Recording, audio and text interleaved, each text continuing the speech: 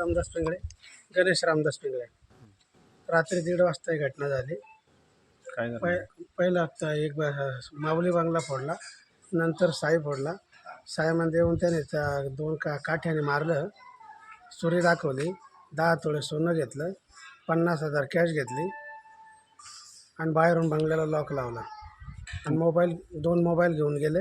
Mobile शेतात फेकून दिले. एक मोबाईल भेटला, एक मोबाईल नाही भेटला. किती वाजता दरम्यान घडली? हां, किती वाजता घटना घडली? ते 1:30 वाजता घडले रात्री. 1:30 वाजता. किती जण होते काय? साधारणतः 8 जण होते.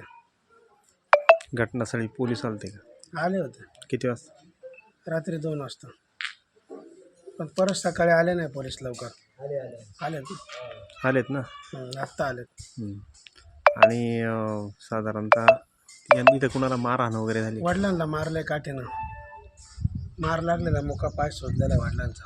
ज्यांना मार लागला त्यांचं नाव काय? रामदास रघुनाथ पिंगळे. पोलिसांनी तातडीच्या चोरांचा शोध लावा. चोर कारण इथून 5 वाजता इथून जातात. चोर म्हणल्यानंतर पोलिसांनी बेल्ला या परिसरात पण चौकशी करायला हवी होती. लवकरात लवकर चोरांचा शोध लागला पाहिजे.